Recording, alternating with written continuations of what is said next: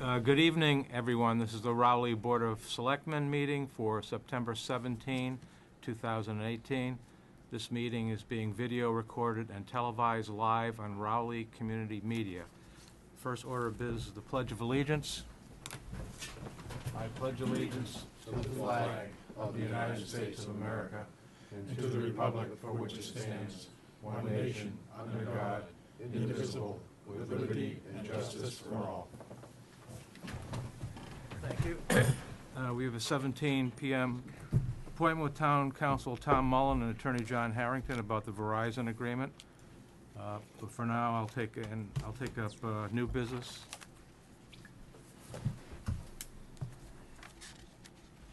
New business number one is a letter from Joe Haley expressing interest in serving on the Parks and Recreation Committee.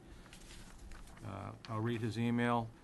To whom it may concern, I'm reaching out to express my interest in the open seat on the Parks and Recreation Committee for the town of Rowley. My name is Joe Haley.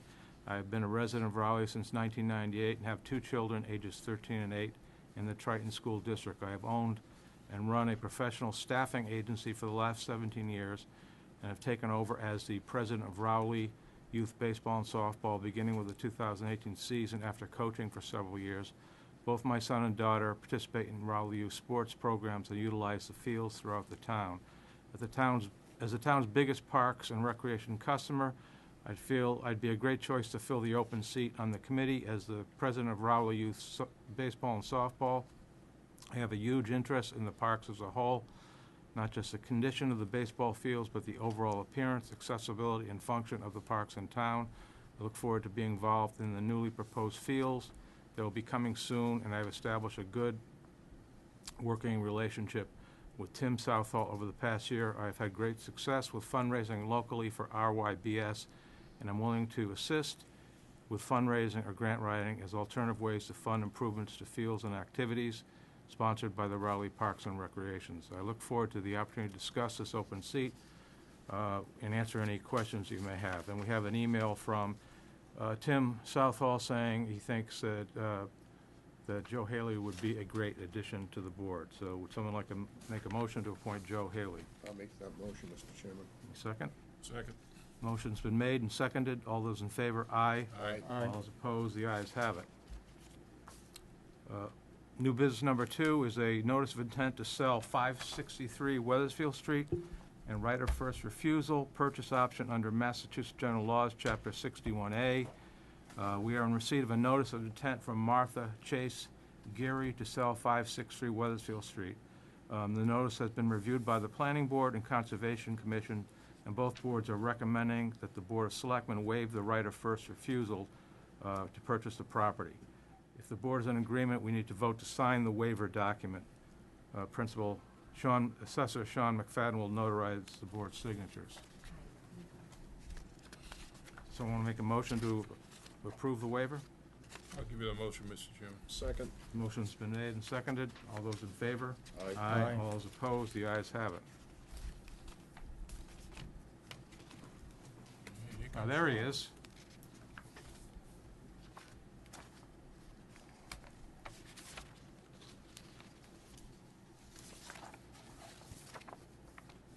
Where is the document in here? Yes, Oh, okay, right in front of me. Okay, and has to be signed by all of us.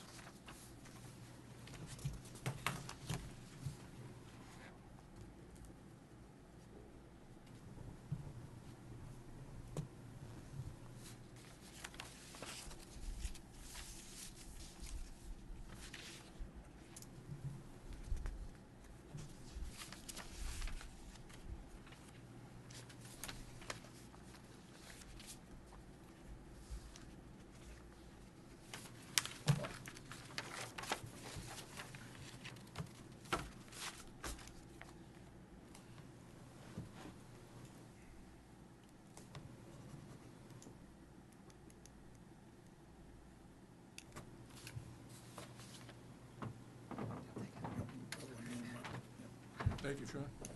Thanks, Sean. Okay, new business number 3 is the update on FY20 Triton budget. I just wanted to let the board know that Last week, I met with Narissa and Brian Forget, and also with Ronnie, can't remember her last name, the chairs of Salisbury and Newbury. We had a discussion about problems that we experienced last year with the budget, and it was a very candid and frank discussion. I think it was very helpful. I think we all agreed that more communication or better way of communication is necessary between the school district and the towns. We talked about amending the Triton agreement to include steps that would promote that. We also talked about what short-term steps we could take to improve the existing process. And one of those steps that was discussed and I think agreed to is that on a rotating basis, the District Communication Committee would be holding its meetings in the towns rather than in the school district. So the first town to have the meeting would be Salisbury. We also talked about the need to present budget information earlier than what's currently being done, which is February 12th, I believe. And Brian Forget agreed that that they could present a preliminary budget in November, which I think would be an improvement. However, he stressed that there would be a lot of caveats and contingencies in the budget since they really don't know what the final number would be. So these, again, I thought it was a good meeting. It was a good start, and these issues will be discussed at the District Communications Committee meeting on October 4th, and we'll have another meeting of the chairs with the school district on October 18th. So, Mr. Chair. Bernie. I think it's great that you were able to attend the meeting and that people were willing to share their concerns and their viewpoints. The one addition, I attended this school board meeting last week, and we received a kind of like a half-inch package of information that they kind of went through, including a number of reports. The most significant one, at least from my point of view, was the, and I think from the town's point of view, is the treasurer's report.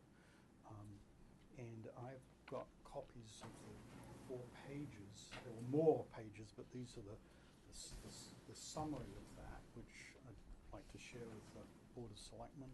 Yep. Yeah, maybe you could just hand that to Debbie, and she could include this in all our packages. So there's the reason why I'm bringing it up now is I think as part of the whole budget process, there's a need to kind of look back at how the money has been spent in the previous years. And so I think it's great to understand and encourage Triton to kind of present their FY20 budget as soon as possible. But it's also, I think, the way you analyze budgets is not only to look at what's coming, but to look at what has happened. And now we've got the latest FY18 summary, which is the one I've just given to Debbie. And that includes kind of questions that I'm going to raise at the upcoming Triton Finance Committee meeting, which includes the kind of the way the numbers are presented in terms of the receipts that they have and then what was budgeted. So, for example, for fiscal year ending June 18th, the receipts that Triton had was around basically 48 million. The budget was for 43 million, which means their receipts are in excess of their budget by $5 million. Now, I don't know how you explain that. There is obviously, presumably, an explanation, but that's the kind of thing I think that we need to be aware of, or whoever's involved in that budget process needs to be aware of before the whole budget process gets underway and we start kind of trying to pull apart the numbers, which is to really understand where all those revenue streams come from, because the documents that we receive typically in the first round of the budget in March, it's very hard to interpret those numbers. They come very late, and you're trying to process them almost as they're being presented to you. So I think it's beholden on everybody to kind of dig into these numbers and have the questions ahead of time, so that that budget discussion can be more fruitful and data driven as well. Okay, thank you. Okay, so it's now public comment period is opened. It'll close at 7:17. Larry White, Central Street. Two things I wanted to tag on to Bernie's comments. One, the meeting that you went to, was that an open meeting, or? No, it wasn't So posted. there's no There was minutes available? No, and there was no quorum, Okay. quorum there from any time. It was just the 3 chairs. All right. The second thing was that there seems to be some rumors that the new marijuana income will be kind of a cash cow for Triton.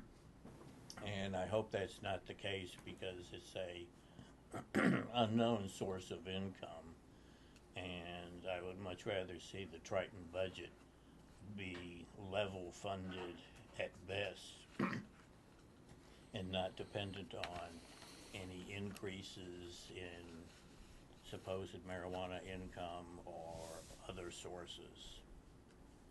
Thank you. Yep, thank you. Yes, sir. My name is Keith Rice. I'm with the United Steelworkers Local 12012. We're the locked out National Grid gas workers. And not here to talk about our contract or anything. I'm here because we maintain this is a public safety issue. And I'll gladly leave my contact information with you if any of you are interested in discussing it with me. I can provide documentation in addition to the packets that we gave you a while back. Certainly I can provide more documentation now about our concerns to do with the lockout. The replacement workers they're using are contractors from out of state and management employees Selectmen's office. that normally work here in less Fine. field jobs, more so in office jobs. But in any event, I'll leave my contact information if anybody wants to contact me. Okay, thank you. All right, thank you. Yep.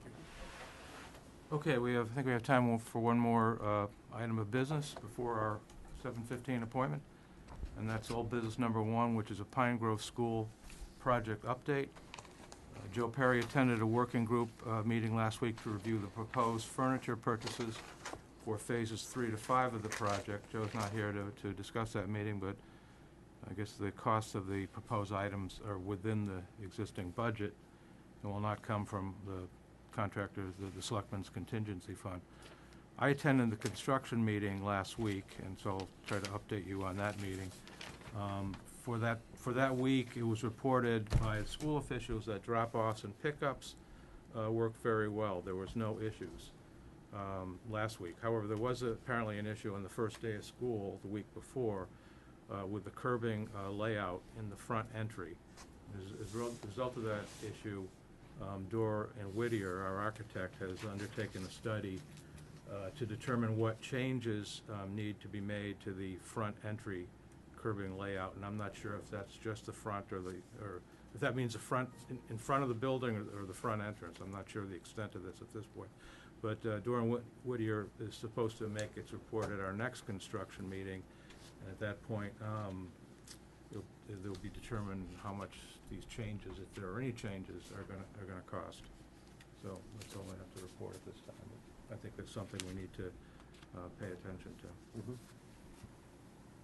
Okay, it's 7:15. We have an appointment with Town Council Tom Mullen and Attorney John Harrington, outside counsel for Verizon New England, Inc., to discuss and approve the Verizon Cable Renewal License Agreement. Mr. Mullen, do you want to start off? Okay, Mr. Chairman, members, good to be back before you, and with me, as you said, is Attorney John Harrington, representing Verizon. We were here before, once previously, in connection with your requisite hearing prior to any new cable license agreement or renewal. And we've come back now after having worked out what details remained with 2 execution original copies of the document. They're ready for your signature, and after you sign them, Verizon is prepared to sign them as well. Let me just briefly summarize the high points of this new renewal contract and the ways in which it differs from the prior contract. This is a 5-year term, which, as we've discussed previously, is the longest we can effectively get these days. From the town's perspective, the longer the better. From the industry's perspective, the shorter the better. And 5 years is about as much as any town is getting now. The service area is the entire town. The town is getting a high-definition PEG channel in addition to the 3 standard definition PEG channels that already exist. And this is an unusual thing among cable providers. And the PEG financing comes in a hybrid form. That is, $25,000 of it will be provided in 5 equal installments of $5,000 annually. Plus, there is a 33/100% of gross revenue that will be payable quarterly by Verizon to our PEG access.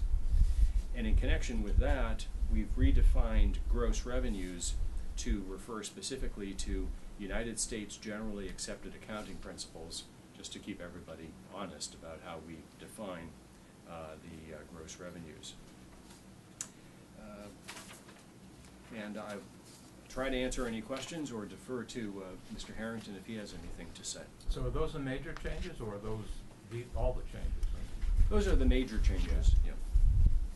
I was just wondering, if instead of doing the whole thing over again, would it be possible to just have an amended agreement, then where you could just specify what's being changed and say otherwise everything else is in effect? I don't know, just something to throw out there. Mm-hmm. So rather than having a huge document, you have a very small document that would be easy to read. Mm-hmm. Yeah. I don't know, just a thought. Right. Mr. Harrington? Yep, John Harrington from the firm Kirby, Harrington and Pinkard.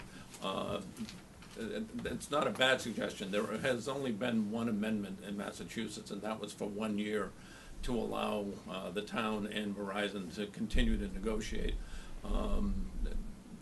Basically, these changes were based upon the initial agreement that Verizon had. And we discussed this at the previous meeting. Right.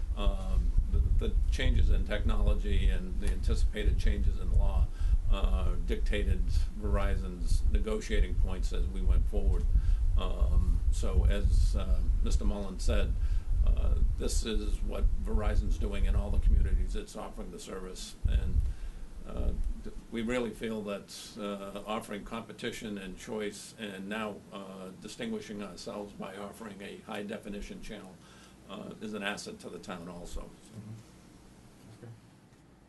It's just a quick question, is the revenues from Verizon, the revenue amounts is equal to what Comcast? I know that was a big issue years ago when we initially negotiated all this. It is.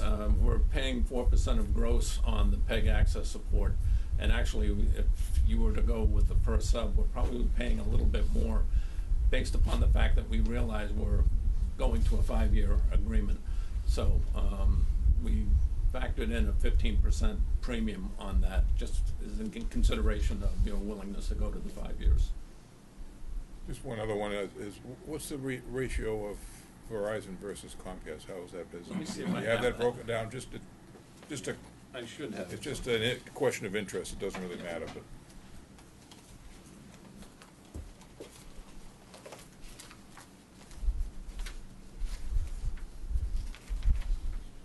Anyone else while we're looking into it?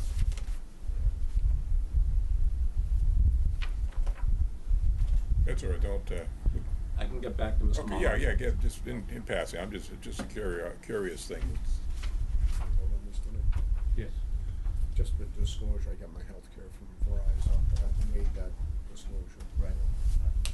Bernie? Yeah, how much revenue are we actually talking about? I mean, I'm not quite sure I followed those percentages of what? What I heard was 33/100% of the gross revenues what is going to whom? And how much does that actually amount to? Does that does the question make sense? Yeah, I think so. So, as I understand the answer, there are two things at issue here. One is the PEG grant, and the other is PEG access support. That's right. Okay, so I may not have been very clear about this at first, sorry, but the PEG grant comes in two parts. There's an outright grant of $25,000 that's payable over 5 years, and then there's 33/100% of gross revenue payable quarterly. I'll leave it to John to give you the dollars for that if he can. Yeah, I don't have the gross revenue figures right now, but I can provide them. In figuring the... I would assume our public access provider would be vitally interested in those, because that's where the money goes, right? That's right, and also there's a filing that goes to the State Department of Telecommunications with our gross revenue and the payments that we make. So there's a detailed filing on the gross revenue quarterly, figuring out the percentage that we're paying, and then there's going to be the $5,000 each year on the annual payment. Plus, we're getting 4% on the Of the gross revenue. the gross also. revenue. That's It the comes PEG. in on a quarterly basis. Right, PEG access PEG access. support is Support. 4% of gross revenue, right? Which channel would be the high definition channel? That will be dependent upon the Cable Access Committee's choice. It differs in different communities. You may have to start wearing makeup. Not me. We'll see us for what we really look like. Anyone else? I'm all set. Okay. I'll make a motion to approve the Okay. access for 5 years, the cable contract. Any second? I'll second. Okay, motion's been made and seconded. All those in favor? Aye. Aye. All those opposed? The ayes have it. Yeah, if I could get signatures, I will have Verizon sign and return to Mr. Mullen, Certainly. or directly to the town.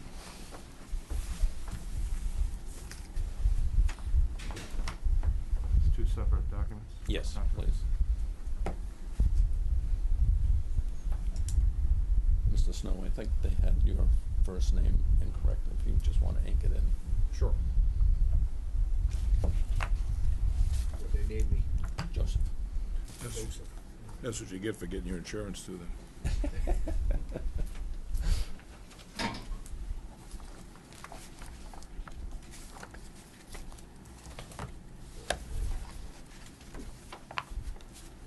How quickly they forget you.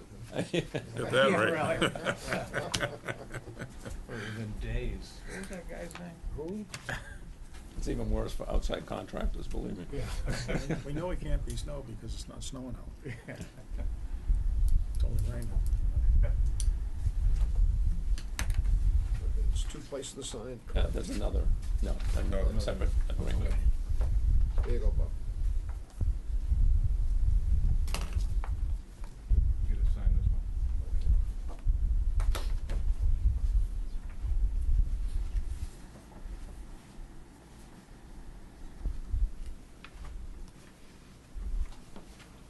Okay, bring that back here. Thank you very much.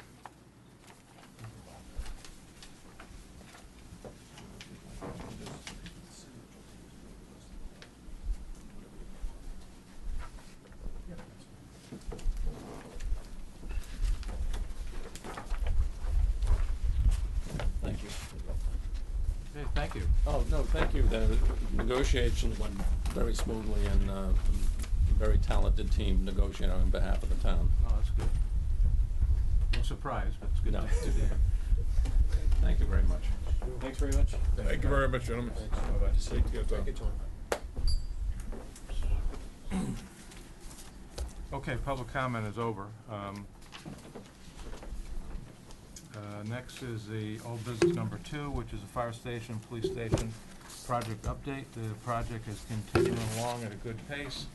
Wiring for the telephone and data lines is being done in the building. Site lighting is being installed. The roof should be finished this week. Drywall is being installed in both building. Preparations are starting for asphalt paving of the aprons. Yeah, it really looks like it's coming along well as you drive by, that's for sure. Yeah, Anything add? this week they've been filling the driveway, they started today filling the driveway, bringing it up to grade, so it's really starting, you can start to see how it's gonna look once they're getting ready for the paving. So, Okay, old business number 3 is the Cannabis Control Commission Host Community Agreement Certification Form for Mirando Brands LLC. The commission has asked Mirando Brands to complete the host community agreement certification form. We voted and signed the host agreement with Verdant Medical on July 30th, 2018. We need to vote to authorize the chairman to certify that Mirando Brands has executed a host agreement with the town of Rowley to sign the form as the authorized representative. Let me just make a comment, Mr. Chairman. Certainly. It's kind of in response to what Larry mentioned during the open meeting. I think I can talk about it briefly here, but I think residents and committees and boards gotta be really careful about spending any of this cannabis money before we get it. Yeah. In other words, we've got 5 or 6 different proposals that the town's accepted. At this point, the state hasn't accepted any of them that I'm aware of.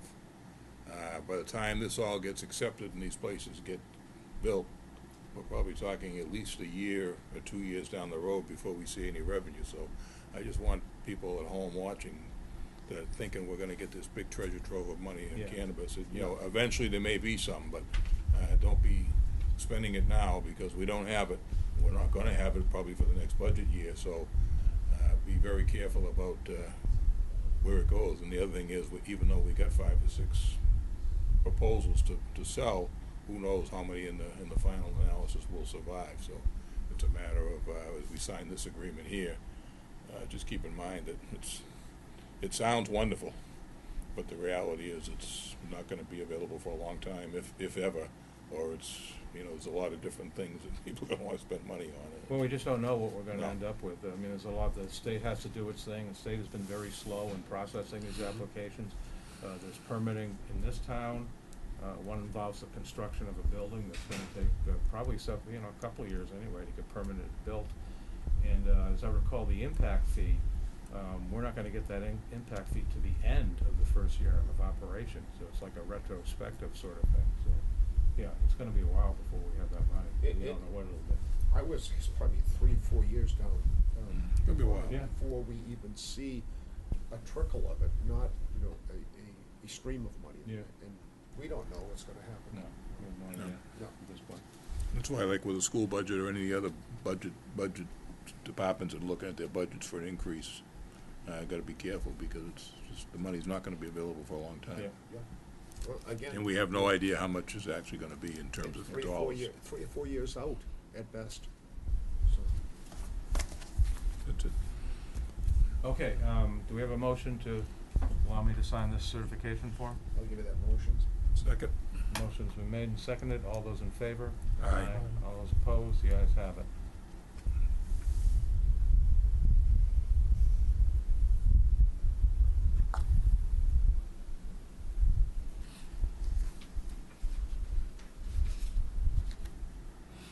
Just as a note, Mr. Chairman, when you go to the school committee or the communications committee meetings, whoever goes should emphasize that to the school people that Oh, yeah. That's a good point. we're not gonna all of a sudden have a cash cow, so our budget should not reflect an increase saying that, well, we've got all this cannabis money coming in. I will do that.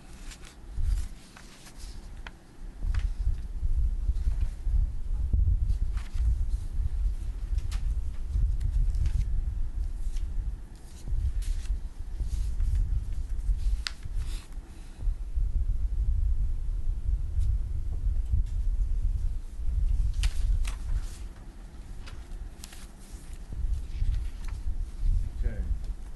That's it, except for the minutes. Make a Can we- motion, we accept the minutes of September 10th, 2018. Seconds? Yeah, I'll second. Motion's been made and seconded. All those in favor? Aye. All those opposed, the ayes have it. I just want to add that we did have a 7:30 appointment with Michelle Faulkner of the barn at Branch Street to discuss a liquor application, but that appointment was withdrawn. So, I'll read the announcements. The town has the following vacancies: Agricultural Commission Associate, Cultural Council, Council on Aging, Fence Viewer, 3 positions, Wood, Lumber, and Bark Inspector, Zoning Board of Appeals Associate, 3 seats, Parks and Recreation Committee, 1 seat, and Deputy Shellfish Constables, 2 positions. For more information on these positions, please contact Selectmen's office at 948-2372. The Rowley Food Pantry is in need of donations. Donations can be left at the Rowley Public Library. The food pantry is open on Tuesdays from 10 a.m. to 12 p.m. and on Thursdays from 5:30 p.m.